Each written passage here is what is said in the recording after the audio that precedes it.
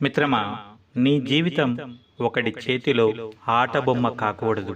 ఓటమైనా గెలుపైనా, బాధైనా బరువైనా, నష్టమైనా ఎంత కష్టమైనా నీ జీవితం నీ చేతుల్లోనే ఉండాలి. ప్రాణం పోతూ ఉన్న బానిస బ్రతుకు మాత్రం బతకవద్దు. ప్రతి నిమిషం ఎందరో పుడుతున్నారు, మరెందరో మరణిస్తున్నారు. అందులో ఒకరిగా నువ్వు ఉండకూడదు. నువ్వు ఉన్నా లేకున్నా నీ పేరు జనం గుండెల్లో సజీవంగా ఉండేలా ఏదైనా సాధించాలి. అప్పుడే నీ జన్మకు అర్థం ఉంటుంది. ఒక్కటి చెబుతాను, గుర్తుపెట్టుకో. మరణించాక కూడా మనం బ్రతికుండాలి అంటే 10 మంది చదువుకునేలా ఏమైనా రాసిపోవాలి, లేదా 10 మంది మన గురించి రాసేలా ఏదైనా చేసిపోవాలి. మిత్రమా, నువ్వు మాత్రమే బ్రతకాలంటే ఉద్యోగం మాత్రమే చేసుకో. కానీ నువ్వు జీవితంలో ధనవంతుడు కావాలంటే మాత్రం ఏదైనా వ్యాపారం ప్రారంభించు. ఉద్యోగం అనేది నిన్ను మాత్రమే బతికిస్తుంది. వ్యాపారం 10 మందికి ఉద్యోగాలు ఇవ్వడానికి పనికొస్తుంది. నీతో పాటు వాళ్లను కూడా బ్రతికిస్తుంది. ఎవడి దగ్గరో నువ్వు నిరూపించుకోవడానికి పని చేసినన్ని రోజులు నువ్వు ఎవరో ఒకరి కింద పని చేస్తూనే ఉండిపోతావు. నీకోసం నువ్వు ఎప్పుడైతే పని చేయడం మొదలు పెడతావో అప్పటి నుంచే నీ సామ్రాజ్యానికి నువ్వు పునాది వేయగలుగుతావు. మెప్పు కోసం పని చేసే చోట నిన్ను వాడుకుని వదిలివేసే వాళ్ళు ఉంటారు. నీకోసం నువ్వు చేసుకునే పని వెనుక నువ్వే ఒక యజమాని అవుతావు. నీ కల గురించి నువ్వు కష్టపడకపోతే వేరే వాళ్ల కోసం నువ్వు చాకిరీ చేయక తప్పదు. నీ జీవితం నీకు నచ్చినట్టు ఉండాలంటే నీకోసం నువ్వు ఎంతో కొంత కష్టపడు.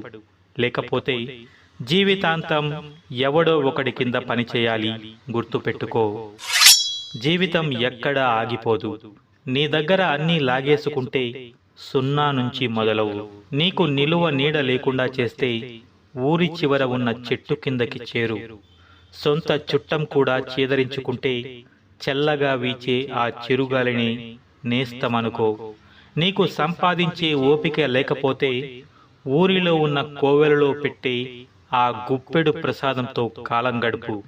అంతకంటే పోయేది ఏమి ఉండదు. ఇంతకంటే నిన్ను ఎవరూ ఏమీ చేసేది ఉండదు.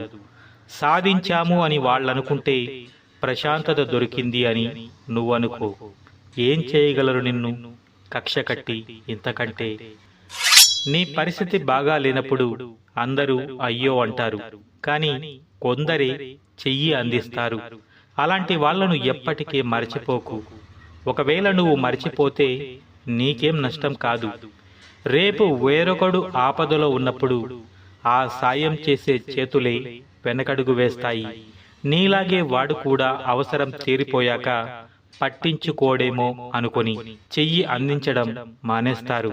నువ్వు చేసిన తప్పు నీతో పోదు, ఆకలితో అవసరంలో ఉన్న వేరొకడి మెడకు చుట్టుకుంటుంది.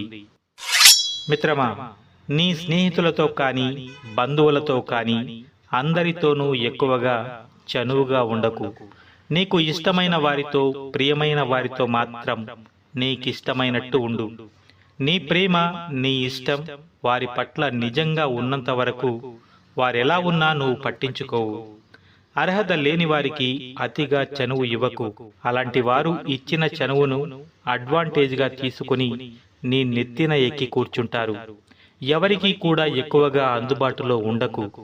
ప్రతి క్షణం వారికి అలా అందుబాటులో ఉంటే నీవు అనవసరంగా అలుసైపోతావు.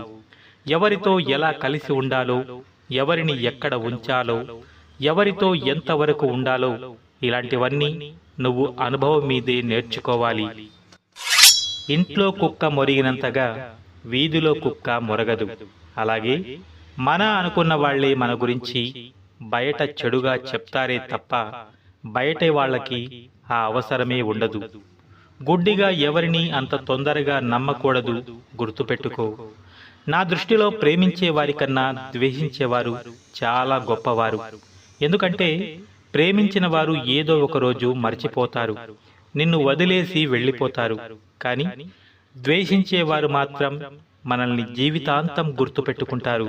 ఎందుకంటే మన వెనకాల గోతులు ఎలా తవ్వాలో ఆలోచిస్తూ ఉంటారు. ఇలాంటి వాళ్ళకి చాలా గౌరవం, మర్యాద ఇవ్వాలి. ఎందుకంటే వాళ్ళ పనులన్నీ మానుకొని కేవలం మన కోసమే ఆలోచిస్తున్నారు కాబట్టి. ఒక ఆడది ఎంత గొప్ప అందగత్తె అయినా, ఎంత పగరుబోతు ఆడది అయినా, ఎంత గొప్పదైనా ఒక మగాడి ప్రేమ ముందు ఓడిపోతుంది. అలాగే ఒక మగవాడు ఎంత గొప్పవాడైనా, ఎంత ప్రేమించేవాడు అయినా, ఎంతటి మన్మధుడు అయినా ఒక ఆడదాని కామం ముందు ఓడిపోతాడు. ఒక ఆడది సంతోషంగా బతకడానికి ఆస్తులు, అంతస్తులు అవసరం లేదు. భర్త అనేవాడు పక్కన ఉంటే చాలు. కష్ట సుఖాలలో కలిసి పాలు పంచుకుంటూ, ఎంతటి కష్టం వచ్చినా నీకు నేను ఉన్నాను అని భరోసా ఇచ్చే భర్త తన పక్కనుంటే ఆ స్త్రీకి ఇంకేమీ అక్కర్లేదు. జీవితాంతం సంతోషంగా గడిపేస్తుంది. కాదంటారా? నిన్ను వాడుకొని వదిలేశారని నువ్వు కుమిలిపోయే బదులు ఇంకొకటి చేతిలో మోసపోకుండా ఉండేందుకు ఎలా బ్రతకాలో నేర్చుకో. నువ్వు నిజాయితీగా లేకపోయినా పర్వాలేదు, కానీ ఎదుటివాడిని గుడ్డిగా నమ్మకుండా ఉండగలిగితే మాత్రం ఏ ఇబ్బందులు లేకుండా బతకొచ్చు. నువ్వు ఎప్పుడైతే మనుషుల మీద నమ్మకాలు పెట్టుకుంటావో సరిగ్గా అప్పుడే నీకు తెలియకుండానే నీ వెనకాల గోతులు తవ్వడం మొదలు పెడతారు. కాబట్టి ఏదైనా ఒక మాట ఇచ్చే ముందు కాస్త ఆలోచించుకో.